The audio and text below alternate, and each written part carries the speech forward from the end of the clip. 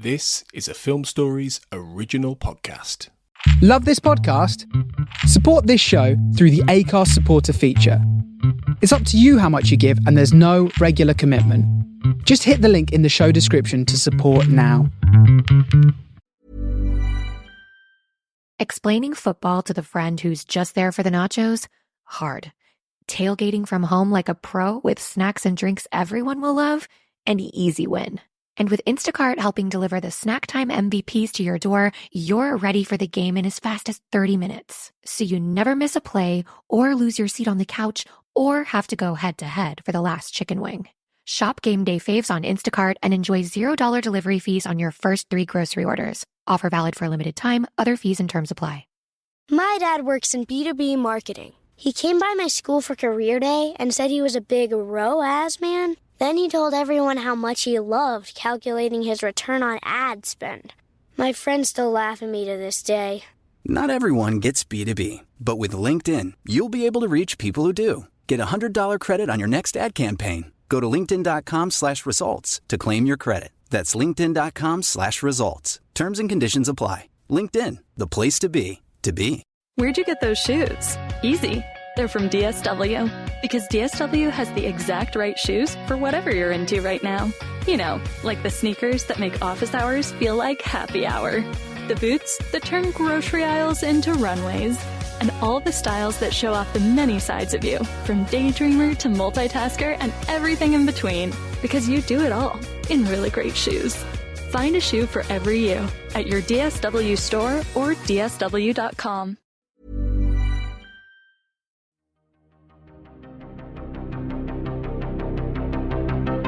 This is Writers on Film, the only podcast dedicated to books on cinema.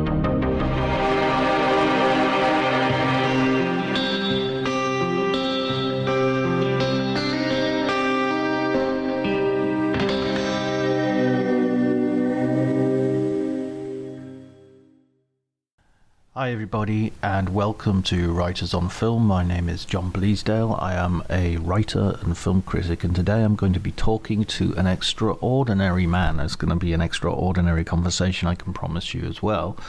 The man's name is Paul Williams.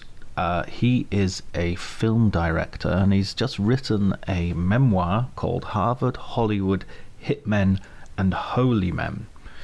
Paul Williams was a figure of enormous importance in the 1960s, 70s counterculture.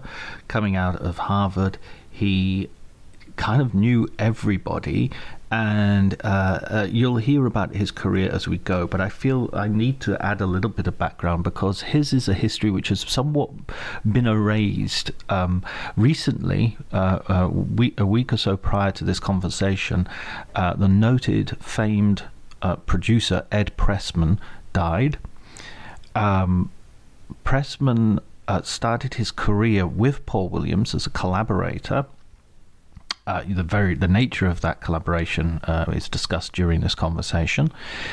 But together they formed a company called Pressman Williams, which was instrumental in shepherding into production and to life a number of very important films, including Terrence Malick's Badlands.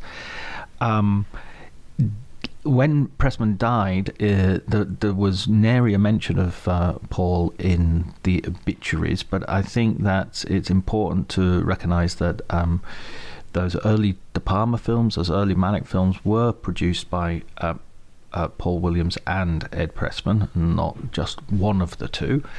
He has had such a career. Partly, I think, to do with a political awakening, partly to do with a spiritual awakening. He has, to some extent, marginalized his own film work until now with this memoir, which hopefully will do something towards putting him into his rightful position. His movies feature some of the best actors of the period, including Robert Duvall, Seymour Cassel, John Voight, who has a very early important role, He made a film. His first film was called Out of It. It was made in 1969, starring Barry Gordon and John Voight. Then The Revolutionary, again John Voight and Robert Duvall, came in the 1970s. In 1970.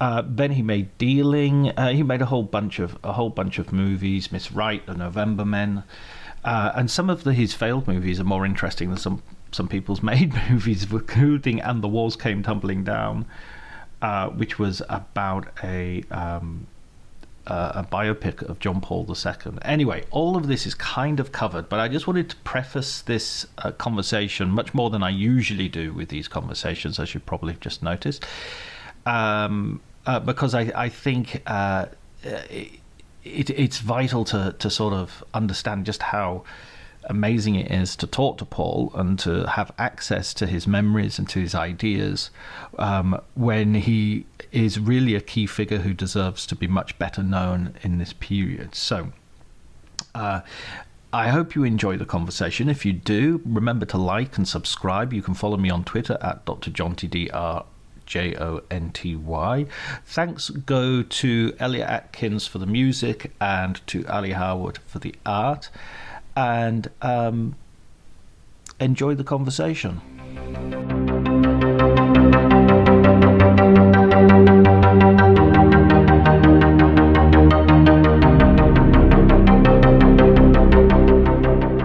Playing a little cat and mouse game here with you for a little bit because you're a bright guy, and so I'm told.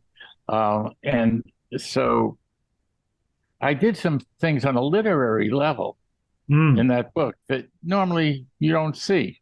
Right. And I was wondering if you cognited on the system I was using to make it so immediate. Well, there was definitely a sort of almost like it was almost like poetry at some points, that it would have this sort of nucleus. It was sort of everything extraneous was gone, and there was some very right. I got you. Yeah.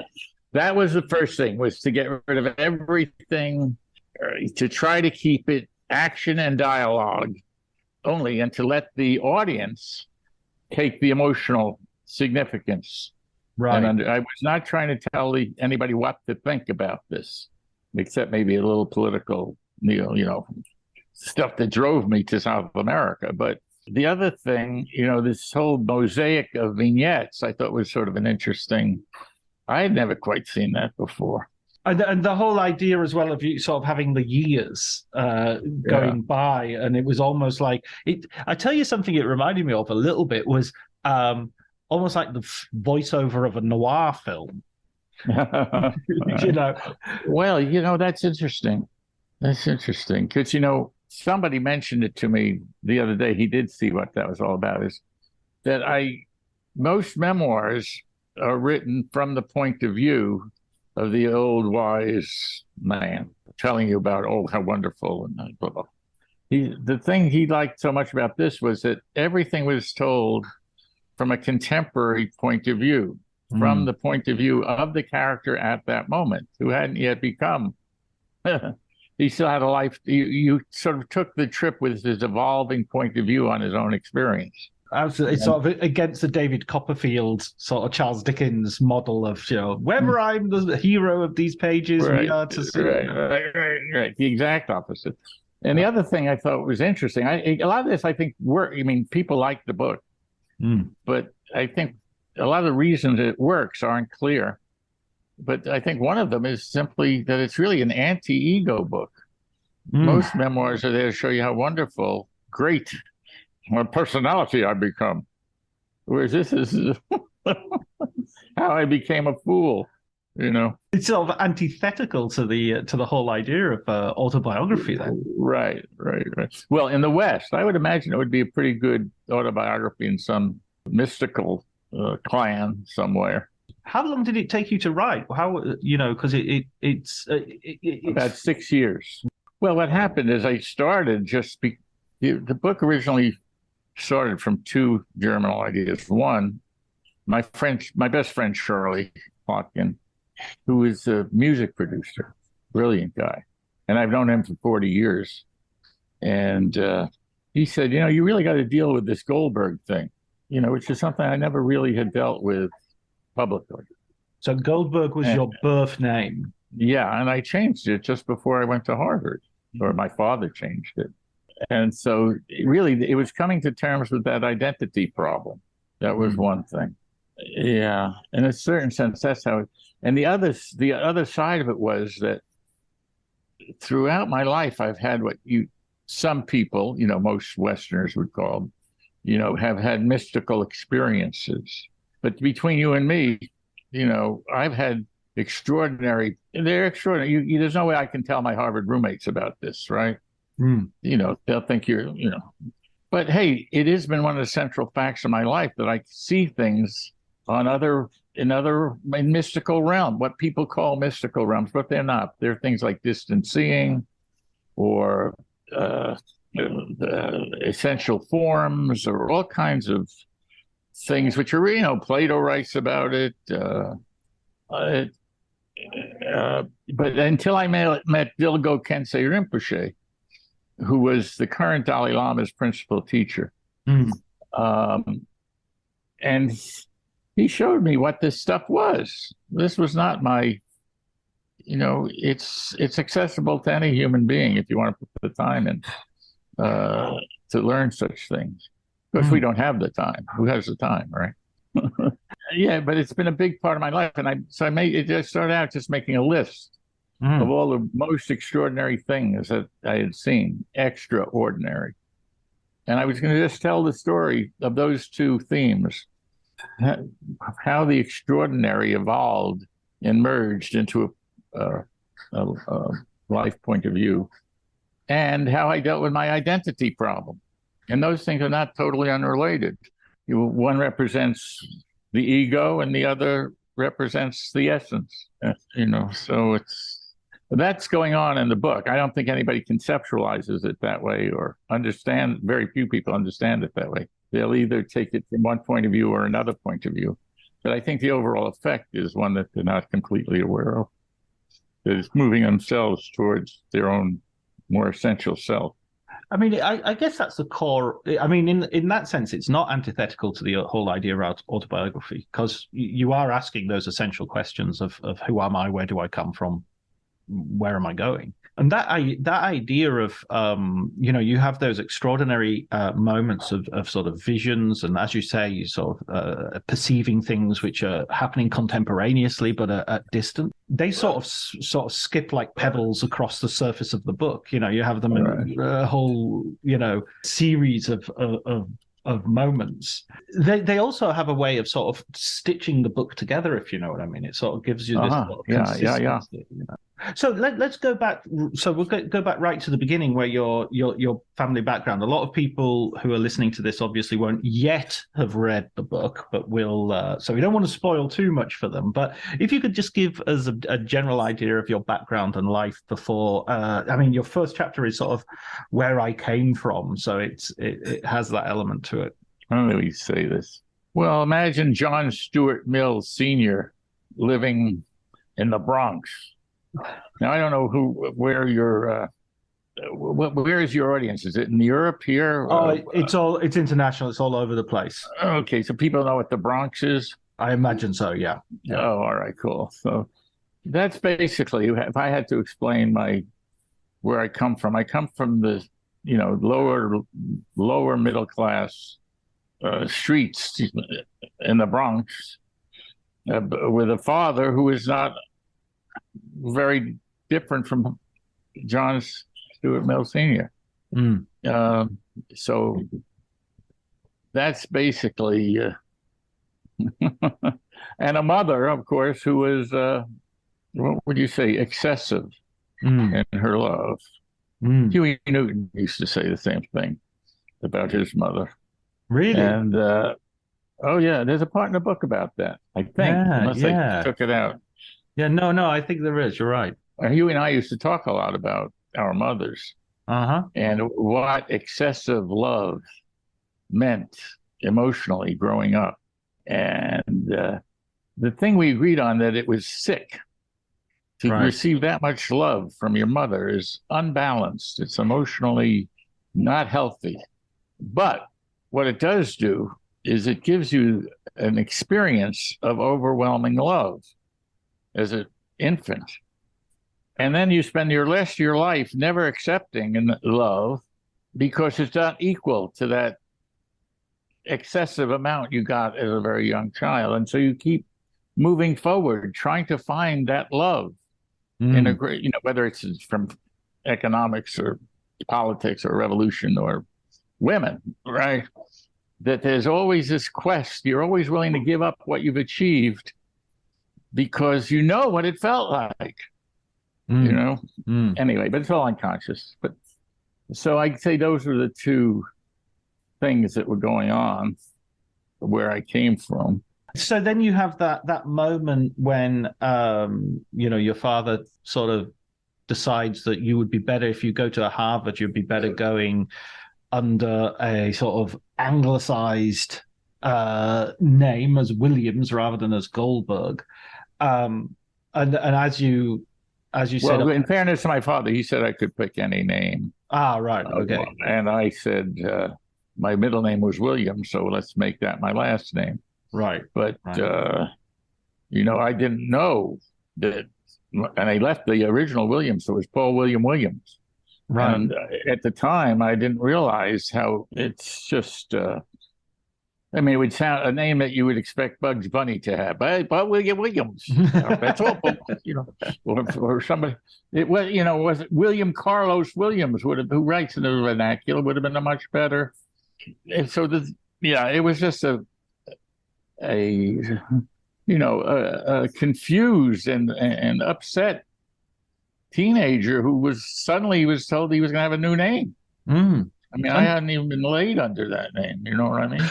I was a virgin. It's so interesting as well because it's how going to university is the period where you usually do have an opportunity to go and reinvent yourself. I mean, you're going with a different self altogether before you've even had the chance to reinvent yourself. What are you going to kick against if they? Well, it's interesting. That's a very good point. But it's interesting because I came to have Eric H. Erickson as my tutor junior year. Do you know of this fellow? No. Eric Erickson? Oh, my goodness. He wrote a book called Childhood and Society. He wrote a book called Young Man Luther. And he won the National Book Award for Gandhi's Truth. He's probably the preeminent psychoanalyst of the second half of the 20th century. He invented the whole idea of life cycle, studying the whole life cycle, psychoanalysis and history, doing Luther, young man Luther, about his having a identity crisis. That's what created Protestantism. And then, so he became my tutor, the man who invented the idea of an identity crisis. That's his concept. In the 8 stages of man, identity versus, anyway, where are we going? Oh, yeah. So Erickson became my tutor, who's, when I went to Harvard, was perhaps the most famous guy at Harvard. I mean, you should Google him. He's not a minor character in this area. Anyway, the point is that I found out, I wrote some papers for him, which he really liked, and I went to see him in private. I found out, he didn't tell me, that the Eric H. Erickson, was Eric Hamburger Erickson. And that just before he came to teach at Harvard Medical School, he dropped the Hamburger and became Eric H. Erickson. And he never told me that, even though I was writing all these papers about identity and who am I. I mean, the Jews don't like me, the Christians don't like me. I'm an outsider to the outside. I took the whole idea of marginality. How far out on the margin can you go? One thing then I later found out after he died was that his mother, who was Jewish, had an extramarital affair with a German and then married Hamburger. She said he took, then married Erickson. In other words, his mother had been married to a man named Hamburger. Then she had an affair, and then she went to Dr. Erickson. And Eric Erickson always said, well, he took the name Erickson because that was the man who brought him up, and he identified with that. So, but what he didn't ever reveal to me is he was the progeny of some German, possibly Nazi. You know, it was And this is the guy who invented the identity crisis, just to be absolutely clear. Yes, absolutely. You read up on this guy and won the National Book Award for Gandhi's Truth. Wow. Anyway, he's a revered character in psychoanalysis. He worked with Anna Freud in London, by the way. When he first started out, he was an artist. Anyway, so Erickson ended up being my tutor, and I wrote a lot about marginality for him too. When does this start? When do you start sort of getting into film as a thing?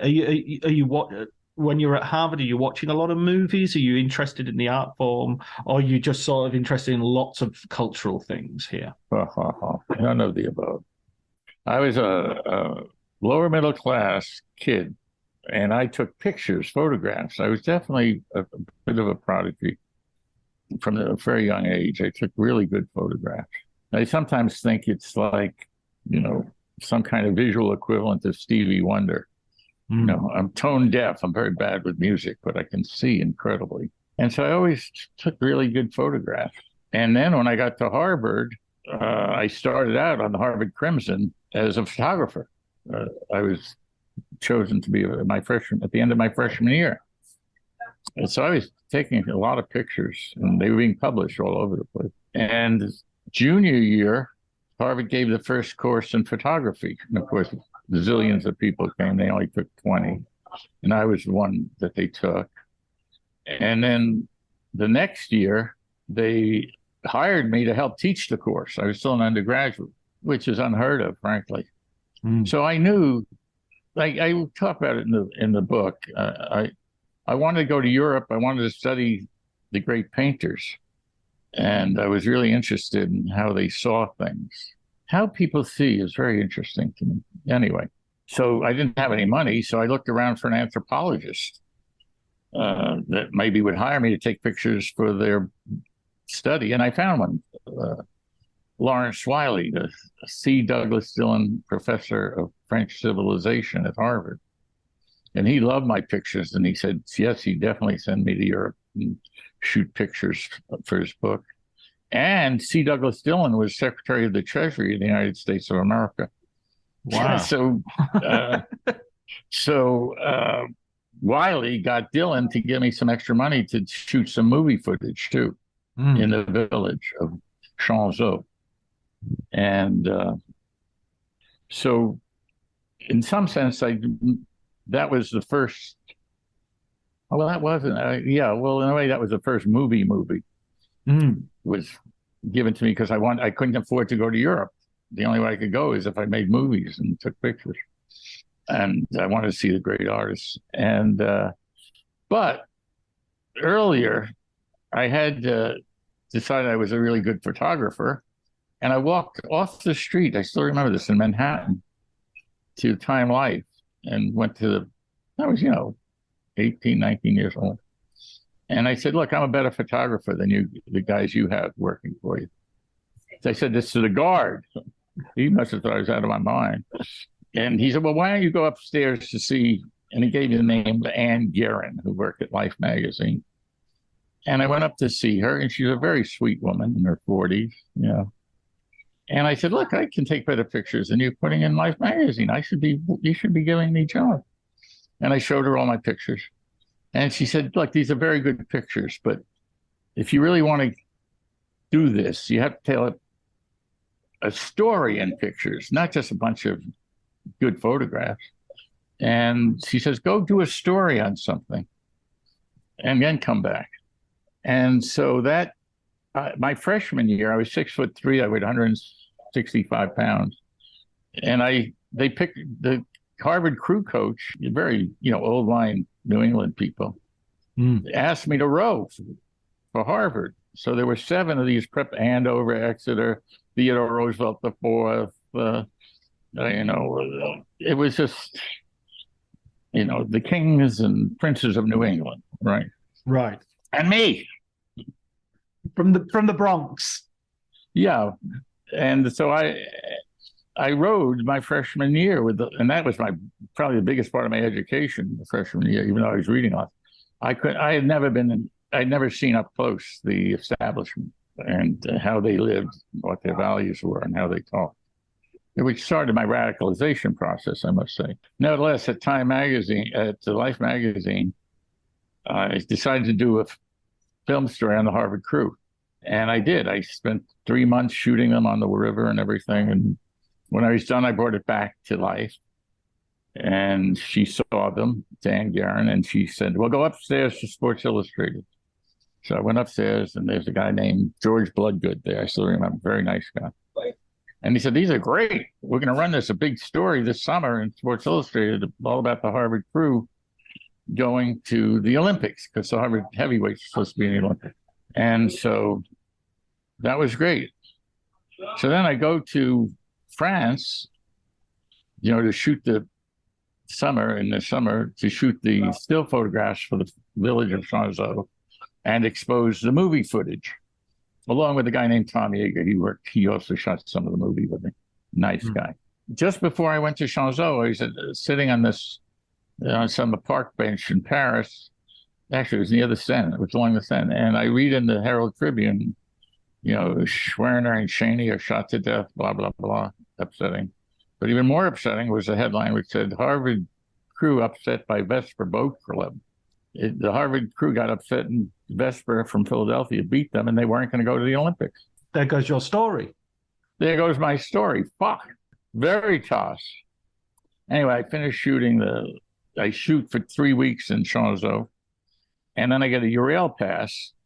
I got one before I went. I spent 8 weeks going to all the great museums of Europe, which was my real purpose in going there, and studying light and composition and just curious how they saw things. Anyway, when I got back, this is all in the book. When I got back, I went to Life, and they said, well, they'll run a couple of pictures, but there's no story, obviously. Right. But they gave me about 1,100 incredibly beautifully printed 11 by 14 prints of all my pictures. Right. They gave it to me free. That was worth like $50,000, a lot of money to get that kind of stuff. I had no money. There's a theme here all through this thing: no money. How do you make all this happen with no money? So that fall, John and Faith Hubley, who were Academy Award-winning animators, gave a course in animation, and everybody wanted to be in the course, so you couldn't get in. But I went in and I said, look, you can need somebody to take the pictures of everybody's artwork each day, to see on the Oxbury animation stand, which costs, hundreds and hundreds of dollars an hour back then to use. Anyway, I said, I volunteered to do that job, which nobody else at Harvard would do. Who would waste a quarter, to just shoot other people's stuff? They took me in a second. By the way, John Hubley invented Mr. Magoo. I don't know if you know who Mr. Magoo is. Yeah, absolutely. The short-sighted cartoon character, yeah. All right. So anyway, he knows a Magoo when he sees it. Anyway, I got the job. But really, during the day, I was editing together the French movie, and then at night, I would go hide in the men's room while they locked up the building. And then once the building was locked and I was all alone, I'd run back into the animation room and use my 11 by 14s of the crew to make a movie out of the stills. And so senior year, I was doing the documentary. I was doing the movie of the stills. And then this is a long story, but that's when I was starting to think, hey, I think maybe I could make a movie. Right. It's not like I knew anything about movies or culture or film. I just think I technically am very good at manipulating people. I also know how to move a camera and expose film. I remember seeing at the Brattle, I think it was an Olmi film, some Italian movie. And I watched it. I didn't know what they were saying. It was in Italian. But I watched what was happening very closely. And I said, I could do that. Right. I could create that. So I really went into film as simply, I discovered there was something I knew how to do. And with your first film, I mean, it's really interesting reading that and knowing about the photography background, because your first film, of course, you have the character at the very beginning, sort of photographing women on a beach, and it's coming.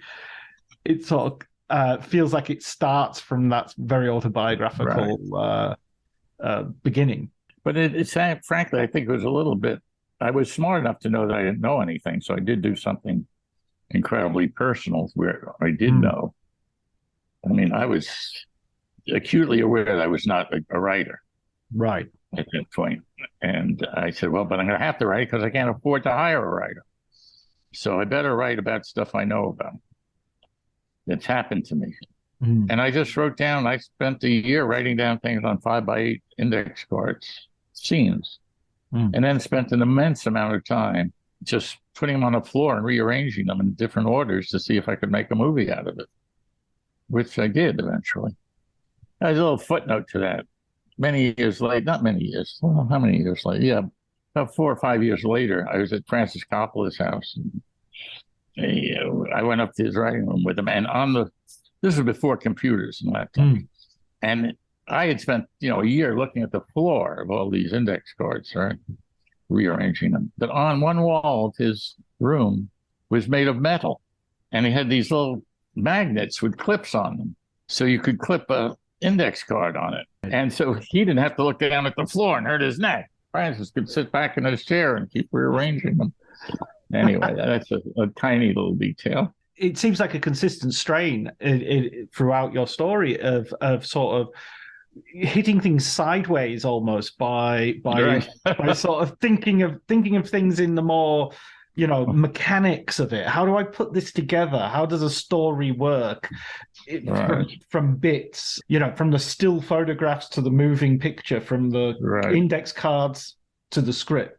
But plus, I also, John Voight, when we were making The Revolutionary. So the first film is Out of It, which you make, and John Voight has a small but important role in that. And Out of It, I would describe, I think you describe it in the book yourself as a sort of precursor to American Graffiti, as a sort of high school, college movie about, high school. Yeah, exactly. Wanting to have sex and break into the world of adulthood, I guess. Well, but it was also about the utter tyranny of the belief system of adolescent high schools and suburbia. Yeah, and being cool. It was a little bit ahead of its graffiti, and The Graduate and all those things came later. It was like a report from the front about what life was like. It wasn't, most movies, if you ever see Apocalypse Now or all kinds of, they're made 10, 15 years after the events. They're not made in the midst of the things that are happening. But all my films I made in the midst of it. So it's really, out of it was made when that was happening, not looking back on it from a nostalgic point of view. The Revolutionary I made in the middle of the revolution, for Christ's sakes, and it took 2 years to make. So by the time it was done, the people had moved past that. But in any event, getting back to the psychology of perception and seeing. I remember one night when we were doing a night shoot on the Revolutionary with John, and it's a scene, we just saw Tommy Lee Jones, who had a small part. That was how Tommy Lee Jones got his SAG card. Anyway, John has to be picked up by an army truck to warn the black revolutionaries that the army is going to come in on them the next day. And we were trying to figure out what his emotions would be for that scene. And he had some ideas, and he said, but have I done that yet already, those colors? And I said, well, wait a second. Give me 2 minutes. I'll run the movie. And I could just sit there and run the whole movie in my head, every take. That was pretty amazing to me. And I said, nope, you haven't done those. It's okay. Is that part of do you think that's part of your sort of not extrasensory perception, but that sort of, insight and vision that you have? One, of course, I don't really know. But two, I'm willing to spin a theory on most anything, but I don't know. I don't know for sure at all. But it is an ability to concentrate at an extreme level for long periods of time. And in that sense, that almost sounds like somebody who's autistic. But I'm socially kind of gifted. So, but yet it does seem to have aspects of autism. Right. So I'm not sure what it is. But yeah, but of course I've always been interested in what it is. So I mean, I got I graduated from Harvard with a Summa in the psychology of perception. Of course, I flunked my oral exams. That's a great story in the book. When you start making films, that's when you begin a relationship as well with Ed Pressman, who becomes becomes a producing partner essentially. You have a company together, and as we're recording this, we're about I think a week after Ed sadly died. What's your how do you get together with him? Well, I don't know if you want me to tell the story because I certainly tell the whole Ed Pressman story in the book. Sure. And I can certainly recount to you some of those things if you'd like me to. But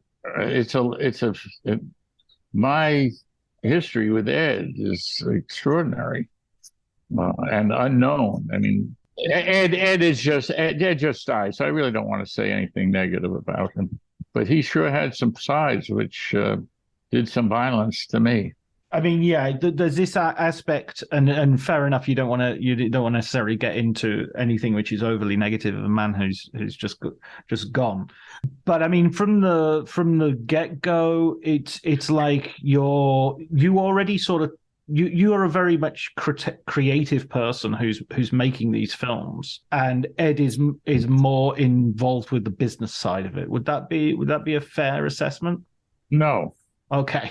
That's certainly what he would like folks to know. I just wrote, well, it's in the book, and I just sent it to my old college roommates who were all reading the obituaries. It's in the book, where I teach them how to take movie. Yeah, I'm going to read it to you. Should I read it to you? No, but by all means, you could just. I mean, I've read the book, obviously, but okay. Well, his hallmark as a producer was this little notebook he used to carry around with him, a black and white composition book. Right. Well, I taught him, he didn't know how to. Well, you can read it in the book.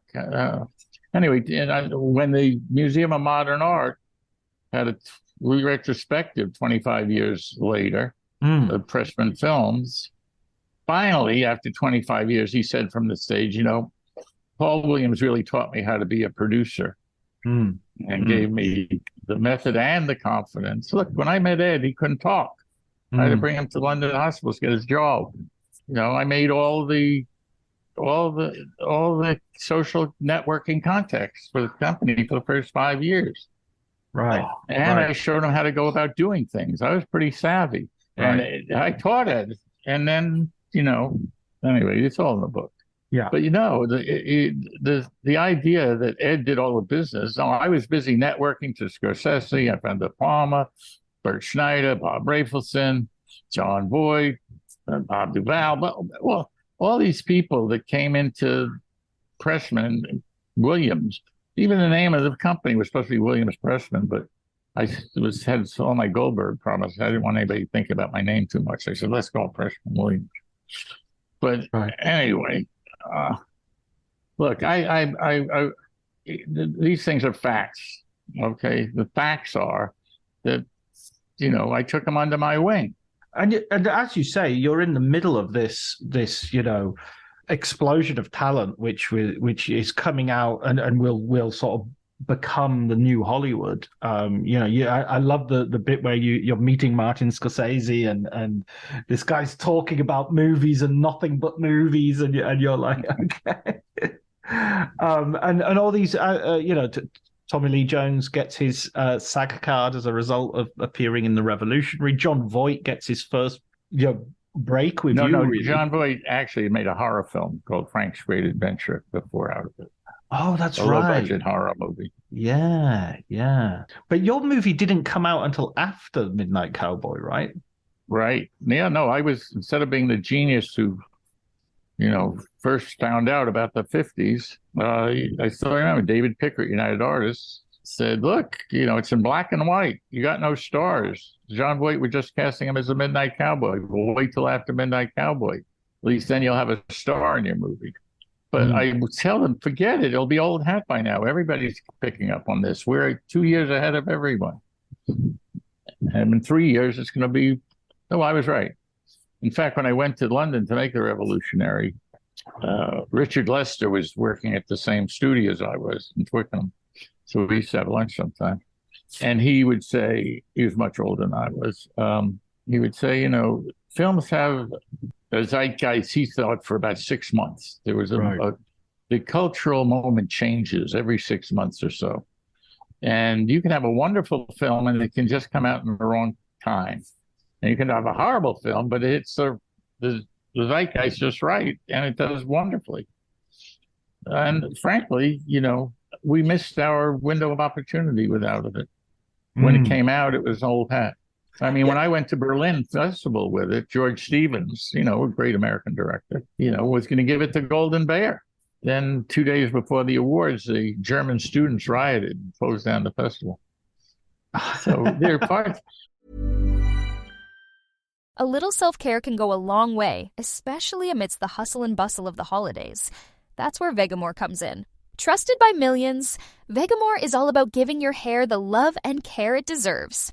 With their vegan and cruelty-free formulas, you can nourish and revitalize your strands while indulging in some much-needed pampering. Because let's face it, who couldn't use a bit more me time this time of year? Go to vegamore.com/ACAST, code ACAST. That's vegamor.com/ACAST, code ACAST. Hey, I'm Ryan Reynolds. At Mint Mobile, we like to do the opposite of what Big Wireless does. They charge you a lot, we charge you a little. So naturally, when they announced they'd be raising their prices due to inflation, we decided to deflate our prices due to not hating you. That's right. We're cutting the price of Mint Unlimited from $30 a month to just $15 a month. Give it a try at mintmobile.com/switch. $45 upfront payment equivalent to $15 per month. New customers on first 3-month plan only. Taxes and fees extra. Speed slower above 40 gigabytes. See details. There are parts of my life that have been very lucky and parts of my life that have been very unlucky. It's also that thing of living in a revolutionary period, isn't it? Of sort of like you're into the revolution, you're into the sort of zeitgeist that's going on there, but at the same time, it's like it's not very conducive to having a sort of a career trajectory, which is. Well, listen, you keep in mind, I was in Algiers with Eldridge Cleaver, right? Don Cox, who else? His wife was there. That woman who became quite famous. Black philosopher at Berkeley, woman. Angela Davis. It was me, Angela Davis, Eldridge, his wife, Big Man East, and Don Cox, who was the area captain. I mean, I was in Algiers, and when I discover, I'm going to do some documentary footage to raise money for Bobby Seale's trial in New Haven. And when I realized, when I go to my first meeting, he had a house outside of Algiers. I had to wait because he was meeting with the North Koreans first. And, after an hour or so, the short guys in black suits, they came out, got in a limousine and drove away. And then I went up and then we had our meetings. But after a few days, it became very clear they were planning a kamikaze attack on New York City, wipe out the police, blow up the power stations. And, that was a little bit more than I had bargained for. Yeah. There's a definite moment where it feels like you're trying to take a step backwards and let's just take a moment here. One night we're going back from his house back to Algiers, and we're going through the town square there, which was featured in Pontecorvo's Battle of Algiers, one of my favorites. And Don Cox, who was the area captain for the Panthers in New Haven, said, that's what it's going to be like in Manhattan. Nobody on the street but cops and Panthers. Anyway, what happens is in the book. I won't spoil it. No, absolutely not. But I mean, throughout your career, there is this there is this banging together of the creative side and the political, that sometimes they align and sometimes not. They sort of go against each other. They're a bit antagonistic. Well, I think if you look at it in terms of a life cycle, right? Certainly you see a little Horatio Alger kind of character coming up here. I'm going to be what's the better? I like Harry the Rat with Women better, if you ever read that book. Right. By Jules Pfeiffer. But anyway, you're trying to be successful, rich and famous and smart, right? But I achieved most of that before I was 24. Certainly richer and more famous than I ever conceived of being playing in the streets of the Bronx, right, a few years earlier. And then running into life and death situations, that does something to you. And then running into some, I run into some of the highest, I'm not just bullshitting here, the current Dalai Lama's teacher and the great Sufi authentic master, and studied with these people a bit. Yeah. So I do know about a lot of stuff that is just outside the realm of normal discourse in the West. And so, in some sense, you see a disengaging from the values of the West and not necessarily becoming East, but simply acknowledging the objectivity of nature and how the ego is a defense and a coping mechanism, which actually separates you from your feeling of oneness with the place. And that's a long process. And it's certainly not easily done without some very wise men helping you teach you what to do. But that's it, isn't it? In a sense that talking, going back for a second to what you say about Marty Scorsese, who you like, who you recommend for films and right. I got a Boxcar Bertha. Yeah, exactly. Not again. I mean, Barbara Hershey and David Carradine to be in it. I'm sorry. Right. No, Marty was an authentic, I wouldn't call him a master, but a genius at film. I mean, for me, he's not Fellini or Kurosawa, but yet he made, when he was honest, like with Raging Bull or Mean Streets, then you can't do much better than that, I don't think. And of course, on the technical level, he's a master craftsman. Sure. Genius.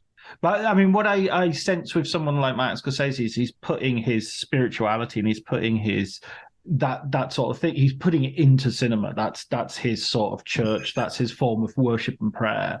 And you seem to be someone who you're quite happy to go for cinema and work on film, but ultimately, that's only a facet of what you're interested in. Well, look, Marty, I knew Marty pretty well. I know Spielberg pretty well when we were all young together. And these guys lived movies. They were movies there for their whole lives. Movies weren't really my main cultural thing.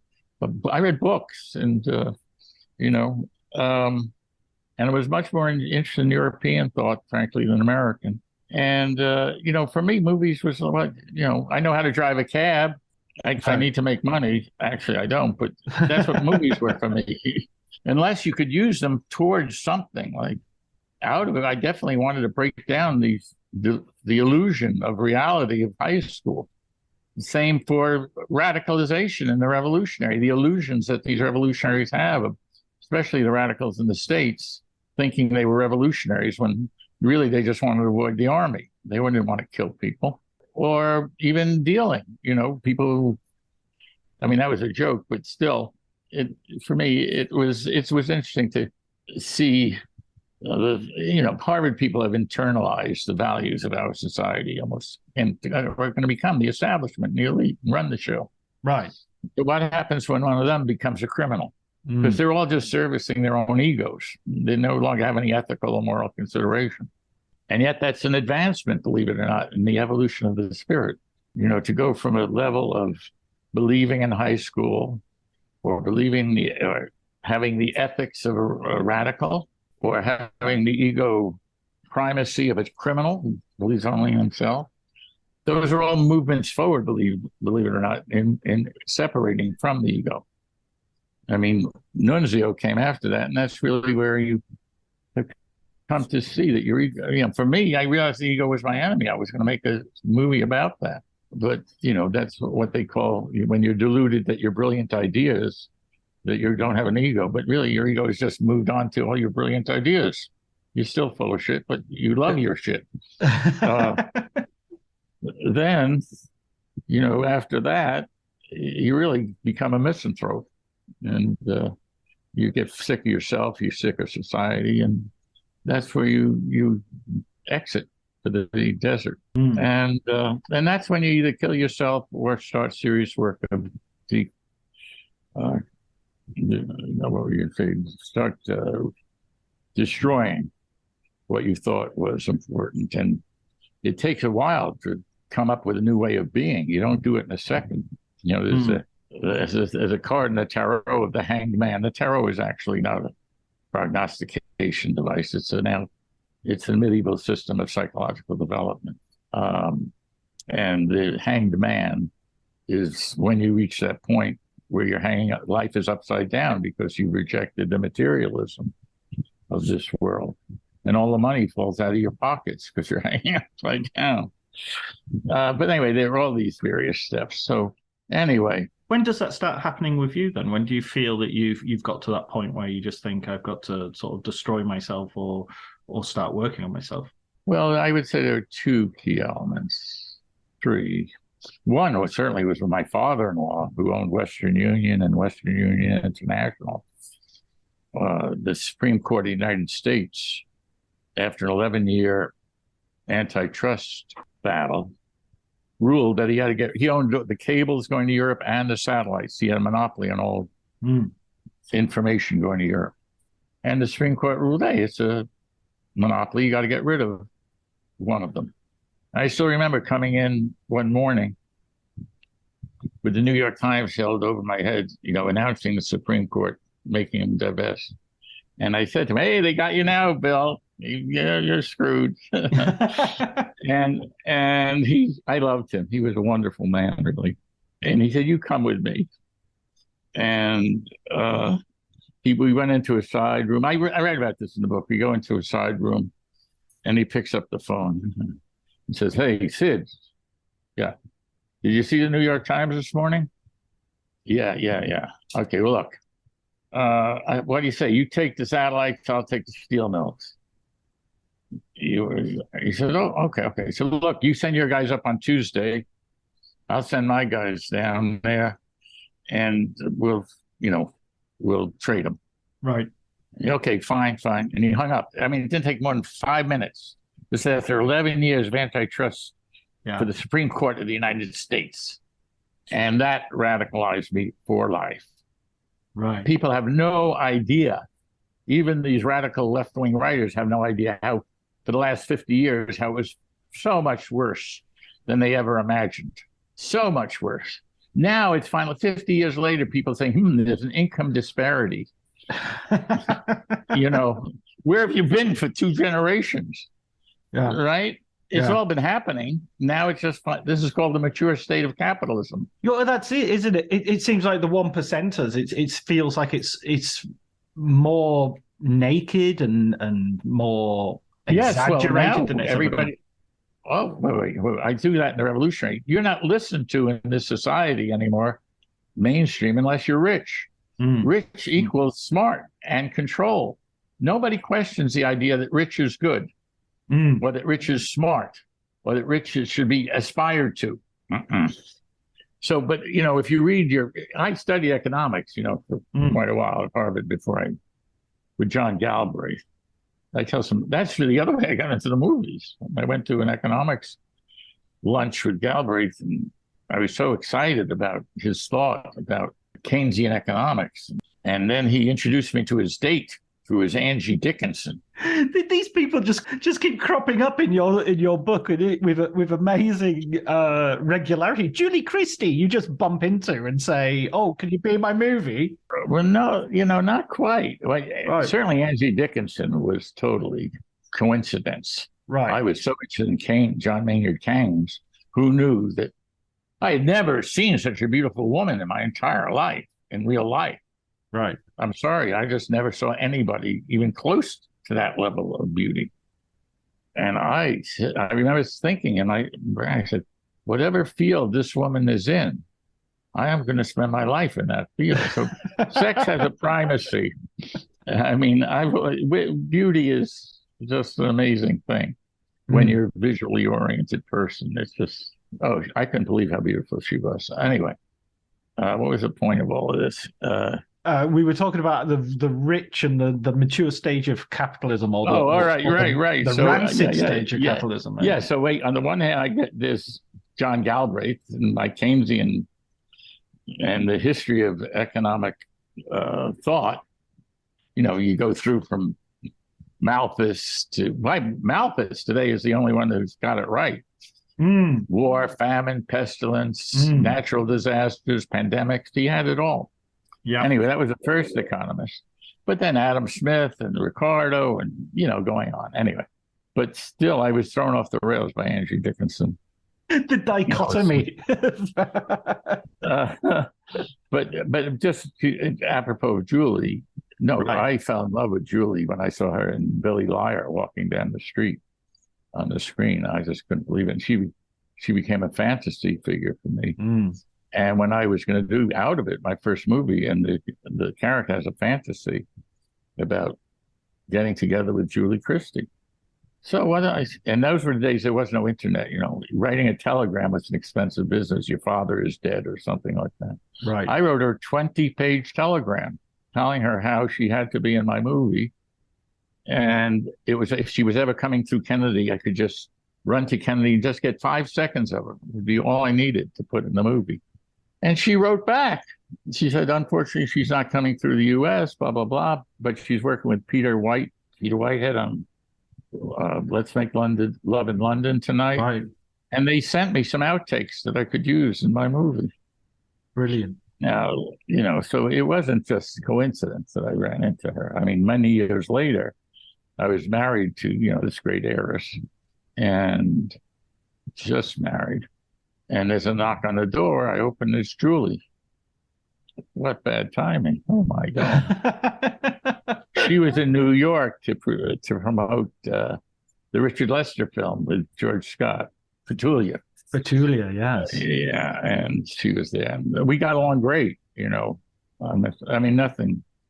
I mean, I really liked her when I met her completely, but I was still I was just married. I didn't have I was still a bit of a Boy Scout. With dreams like these, who needs nightmares? The other person that I have to ask you about, obviously, is Terrence Malick, because you produced Badlands, and you and you put that together. How did that come about? Well, it's a long story, but in a nutshell, Terry was good friends with a guy named Jake Brackman. From Harvard as well, right? Yeah. He wrote the lyrics for a lot of Carly Simon songs. And he wrote Bob Rafelson's King of Marvin Gardens. But he hadn't done this at this point. Right. I'm really leaving out a lot. But basically, Jake and I worked on a project together. And, we knew each other quite well. And Terry, I guess, was Jake's best friend. I mean, you would know this better than I, even if you're working on Terry material. Jake doesn't show up in the Terry material? Oh, no, he does. Yeah. He's they meet in Harvard, and they work together on The New Yorker. And I think when he's in New York, I think even there's a Carly Simon connection as well with Terry that I think they briefly dated. Who you briefly dated? What? Jake was really close with Carly Simon, and Carly Simon briefly dated Terry, but she sort of says that she got the feeling that Terry and Jake should be dating. Well, that I think is a great insight. I made out with Carly one afternoon at Jake, so she's very smart. There's some good stories with Carly. Anyway, by that time I had learned a little bit about sometime later taking people's pain away with my hands. And so Carly was about to go on at the Troubadour, and she had a migraine headache. And she saw I was in the crowd, and she asked me to come back. So I went back there and laying on the hands, got rid of her migraine. She gets on stage. She has a great performance. And afterwards, John, what's his name? Taylor comes back. James Taylor. And they meet and fuck in the bathroom. But anyway, that going back to Carly, I think she's quite right about Jake and Terry. But in any event, so Jake told me that Terry wanted to do this movie. Right. And then they got him together with me and Ed. I'm leaving out a lot. yeah. I noticed. I noticed. But we can talk about that later anyway, as maybe off the microphone we can talk about that. Right. Going back to the politics, I guess, one of the things that struck me in the book, and you mention it as the book goes on, is you sort of seem to see things all the way through as they're changing, and people from the 60s aren't necessarily following that same trajectory. And I'm thinking most obviously would be John Voight, who goes from being in the Revolutionary and Midnight Cowboy to his sort of present manifestation. Right. Still a wonderful actor, still does some wonderful work, but frankly, a bit, well, put it this way, not in my political camp. Right. Well, Perhaps not in anybody's, perhaps in a bit of a political camp on his own. There are 30 million Americans who believe what he believes. Well, first, I just want to say I loved John from the first moment I met him. Right. He was just such an extraordinary talent. I mean, it was almost like it was more than meeting Angie Dickinson, if you can believe that. Wow. Wow. No, he was, and at the same meeting, who was there? Ally McGraw. And they were all at the same William Morris agent, a guy named Marty Davidson. And I was looking for people out of it. And I met John. And, this is the truth. Ed Pressman had signed Barry Gordon to do the lead because he wanted a name. And the main character was like me, not like some schlep, Molly Haskell called, anyway. The guy, was a bit of a nerd and a dork, as you might say. And they became a movie about that. But it wasn't written that way. The character was much stronger. And when I told Ed that I'd met the perfect guy to play me, he said, sorry, well, you already spent $10,000. I said, this kid, I'm telling you, is a movie. It's just unbelievable. Right. And Ed wouldn't budge. So I said to John, look, I got a partner here, and he won't go along with this, but I can tell you, you're the greatest thing I ever saw. Let's make this movie together. Take one of the smaller parts, and I'll write a movie for you. So I knew from the first second that John was an immense talent. And then, of course, I learned a lot about Sandy Meisner and the Neighborhood Playhouse, this little class with John Voight.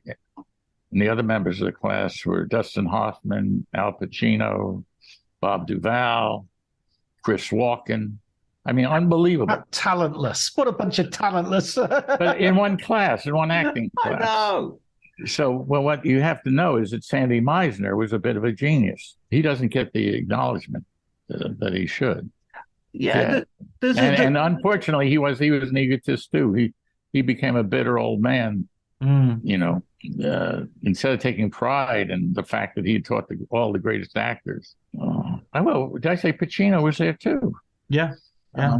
It was sad. I met Meisner a few times because he came to the set of The Revolutionary, right, to see Duvall and Voight, and I really thought the world of him, and it got diminished when I met him in person. All right, because he wasn't as his ego was fucked up. So what happened to Voight? Do you think? What was the?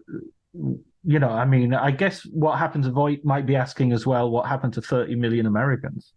Hey, Eldridge Cleaver ended up making pants before he died. Right. I can't tell you how many of the left-wing guys. I'm the last one, and I went spiritual. But is your spiritual path? Do you feel that that's in any way a sort of renunciation of the political, or do you think it's an extension of that? Well, I think it grew out of it for sure, because you see that, well, like in Ukraine, you got He goes on the American side and he goes on the Russian side, and they both do propaganda against each other. The U.S. you never hear a word about how, everybody who's smart in the U.S. said get rid of NATO after the Soviet Union collapsed. But we're a military-industrial warring economy. We need wars. And so we get a dose of propaganda here, and you get a different dose in China, Russia, India, Brazil, where I am now. War comes from ego. As long as people have egos, there's going to be war. I mean, Marx called the war of all against all, right? Capitalism. Anyway, and so Einstein said, the world is going to blow itself up unless we get a new way of thinking. And I see no evidence at all of a new way of thinking. Although I did meet Herman Kahn, and we spent time together, and we talked about our acid trips. And on his acid trip, it's in the book, he said, you will get a change of consciousness on his acid trip. You will get a change of consciousness in the 21st century, but only until 1 million people a day are dying of hunger. If you see every week, another 7 million people are dead, it will start changing the way people are thinking. And instead of building all this war machinery, we'll start building transportation for food. But that was his acid trip. I'm not saying it's reality, but, but it gives you an insight into the whole deal. Waking up the next morning. Anyway, in answer to your question, the spiritual thing, I think, is simply, on some level, quite objective when you see through the delusions of personality and power politics. But what I find most interesting personally is I realized that Marx got it wrong. He thought the antithesis of capitalism would be socialism. But the antithesis of the antithesis of capitalism is planetary suicide, extinction. In other words, the capitalist system creates the gas chamber of planet Earth. We don't have to worry about a lot of these things because capitalism is committing suicide by making the planet uninhabitable for civilizations. By making everyone commit suicide, essentially. Well, so I just had an idea about that a few days ago. But that there's Einstein, and then I came across the Einstein thing about he's saying that same thing a long time ago. That you have, unless you get a whole new way of thinking. I mean, in that sense, Greta Thunberg is a more important thinker than anybody else on the planet at the moment. But of course, nothing political will work because it's all based on opposition, and everything creates its opposite. I mean, if we look at history, don't we see that political things have worked? I mean, we have had progress. We have moved forward. So why would that end? Why would we not be able to do that? Well, have you read this what's his name? Piketty? Yeah, Thomas Piketty, the French economist. Have you read his stuff? Yeah, Capital. Yeah, I've read his stuff. Oh, okay. So, things have gotten a lot better. A lot better. Poverty, war, all these things are improving tremendously. The real culprit, though, is money. It's to make more. The model of growth capitalism is that you have to grow. Now, it's true. You could say, well, we could help with all of this out if we didn't have eliminated the progressive income tax 60 years ago. But this vast inequality and this total dedication to the god of profit and money. I mean, people would rather have jets and palaces than help starving people in the neighborhood. So until you this is where the Buddhists come in, the Dalai Lama. He says, the starting point is compassion. And actually, capitalism has pretty much killed compassion. So now it's becoming ultimately extremely materialistic, but that's not the important part. The important part is the industrial process that's creating the gas chamber of Earth. Hannah Arendt says, hopefulness is what discourages courageous action. All the Jews who thought, we're just getting on the trains to be relocated to, they were very hopeful that they were going, everything's fine. They all got gassed, right? Those who didn't accept the hope, who said, we're going to our death, were the ones who survived and took effective action against what was opposing them. Well, there is no courageous action.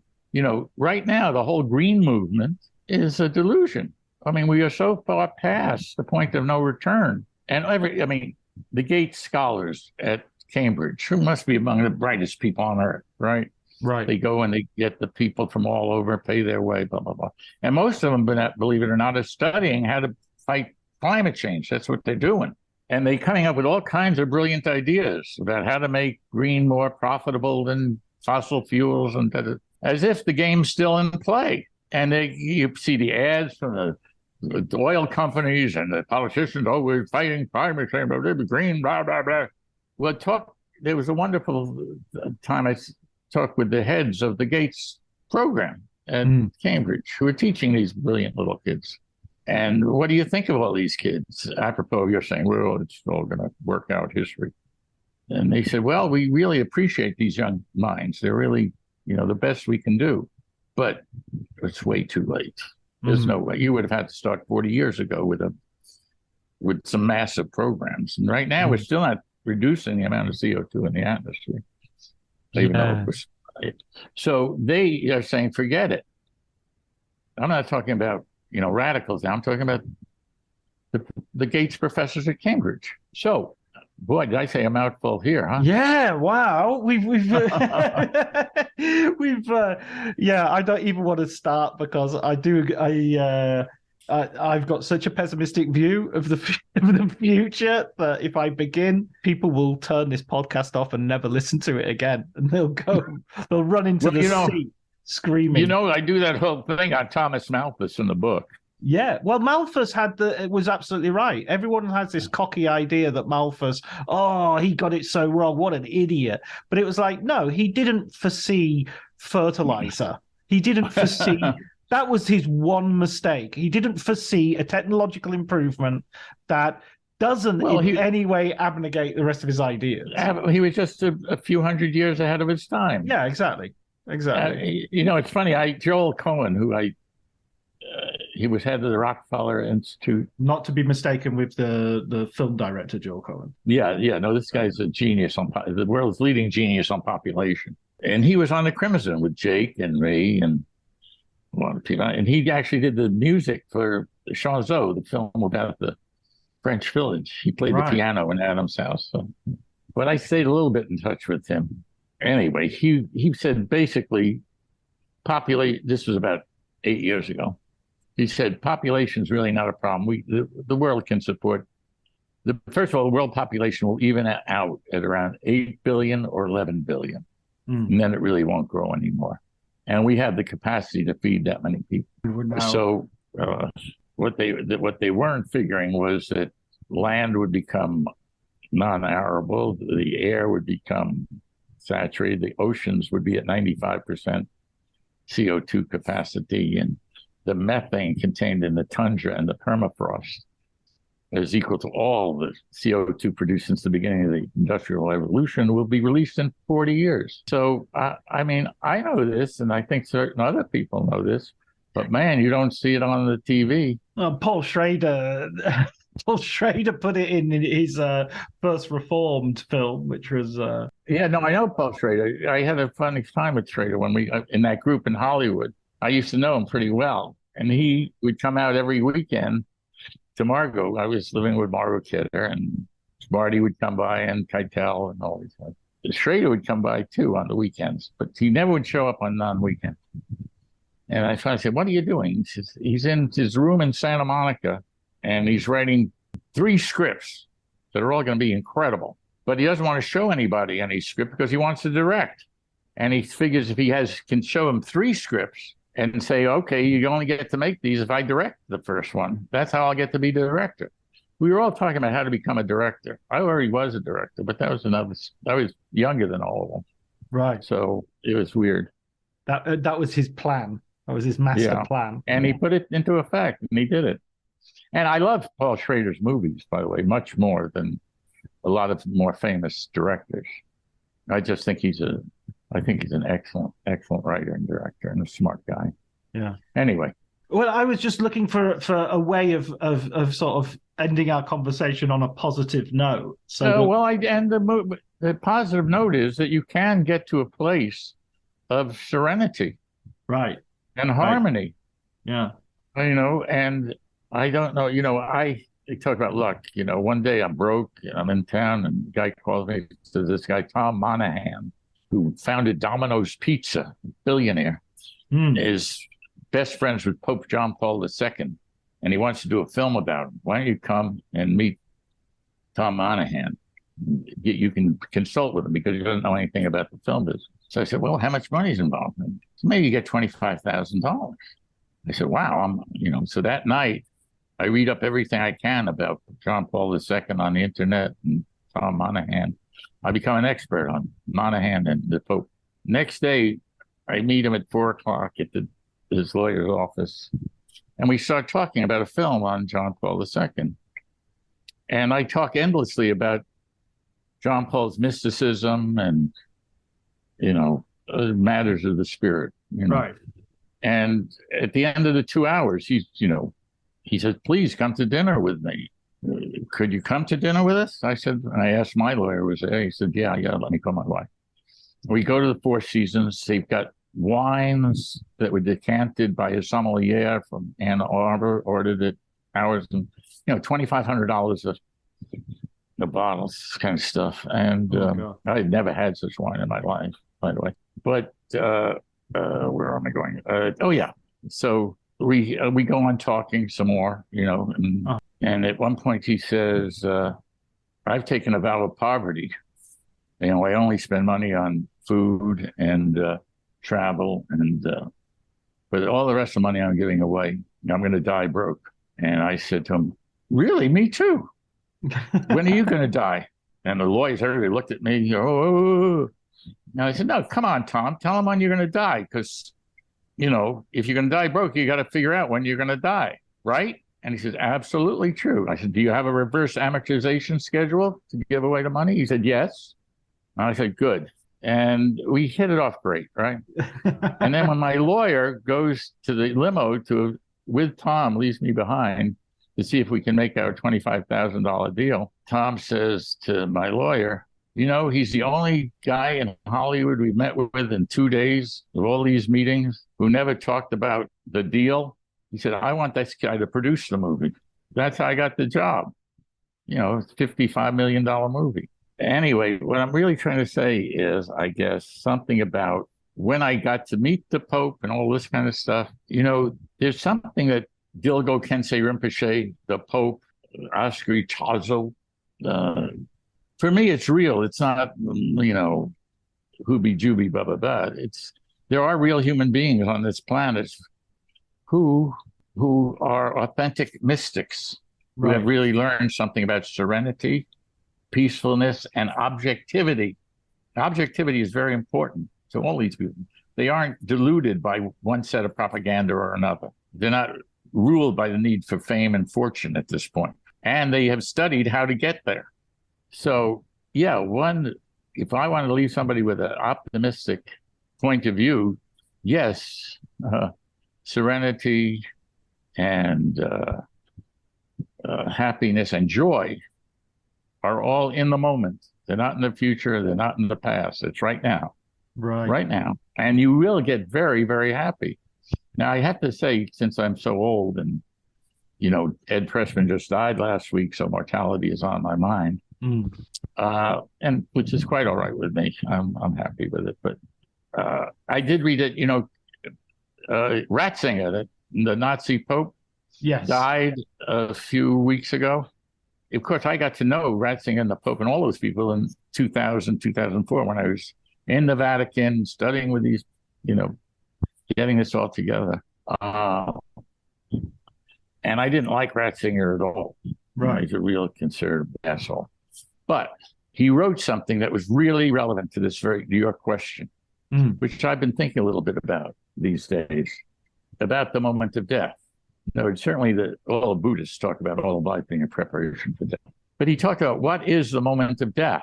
Well, if you can get to this point of serenity and peace and objectiveness, that you can go into this place called the void, which is one of the restful, basic places you can go. It's like being in outer space or something. No thought, but at the moment of death, you go into, if you conceive of it as an ocean of love, okay? that really what you're doing in that moment is you go into that moment, which is totally in the present and totally surrounding and totally loving. Now, what happened? That's a very interesting construct. I have no idea if it's true or not, but I like the idea of it. And I don't know if you I wrote another book called The Image of a Spirit. No, I haven't read that, no. Well, anyway, when my mother died, I took a bunch of pictures of her for the hour and a half after she died with the BlackBerry. And so the BlackBerry captured images of a person of some sort. It's in the book, leaving her body. Yeah. And I spent 3 or 4 years going to, the leading experts on the planet, right, showing him this stuff. So it's clear. And I gave a talk at Harvard about this too, that at the moment of death. That's in the book as well. And someone says you have a lot of nerve giving. Right.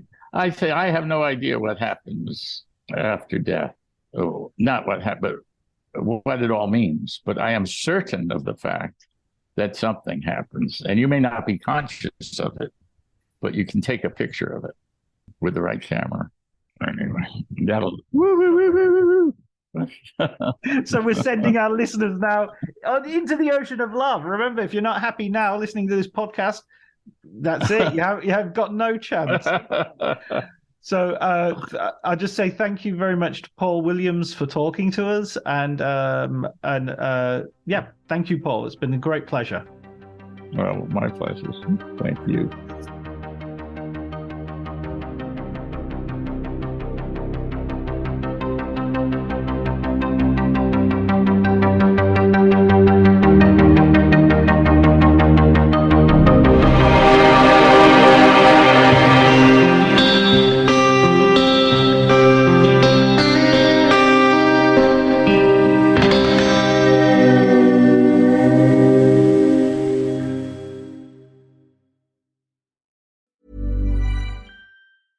$1-800-Flowers.com knows that a gift is never just a gift. A gift is an expression of everything you feel and helps to build more meaningful relationships. 1-800-Flowers takes the pressure off by helping you navigate life's important moments by making it simple to find the perfect gift. From flowers and cookies to cake and chocolate, 1-800-Flowers helps guide you in finding the right gift to say how you feel.